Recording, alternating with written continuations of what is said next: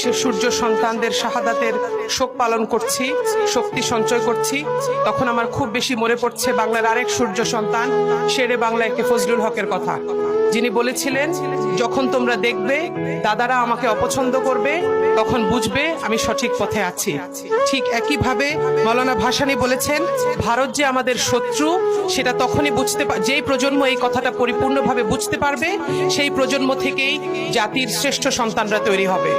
হাদি খুব শখ করে, খুব স্বপ্ন দেখে বলতো আমরা মেরুদণ্ড সোজা করে দাঁড়াবো। সে খুব সাহস করে বলতো আমরা কোমর সোজা করে দাঁড়াবো। তার সেই সাহস আজকে আমরা সবাই আমাদের হৃদয়ে গেঁথে নিয়েছি। আমরা মেরুদণ্ড সোজা করে দাঁড়ানোর জন্য, কোমর সোজা করে দাঁড়ানোর জন্য, সাহস করে দাঁড়ানোর জন্য আমরা নিজেরা পড়াশোনা করব, আমরা জানবো। হাদি খুব বলতো সাহস করে, আমি যদি কোনো কারণে চলে যাই আমার সন্তানরা যেন এই আধিপত্যবাদের বিরুদ্ধে দাঁড়াতে পারে, আপনারা সেটা দেখবেন। তারাও যদি চলে যায় তাদের সন্তানরা যেন আধিপত্যবাদের বিরুদ্ধে দাঁড়াতে পারে, আপনারা সেভাবে সেই সন্তানদেরকে তৈরি করবেন। হাদি খুব সাহস করে বলতো, ওরা যদি আমাদেরকে মাইনরিটি কার্ড দিয়ে ভয় দেখায়, আমরাও তাহলে ওদেরকে মনে করিয়ে দিব যে তোমাদের কুকিচিনের মেয়েদের সাথে তোমরা যেটা করো সেটা আমরা জানি। ওরা যদি আমাদের করিডোর নিয়ে ভয় দেখায়, আমাদের ট্রানজিট নিয়ে ভয় দেখায়, ওরা যদি আমাদের হিল ট্র্যাক্স নিয়ে ভয় দেখায়, আমরাও বলবো আমরাও তোমাদের চিকেন নেক চিনে নিয়েছি।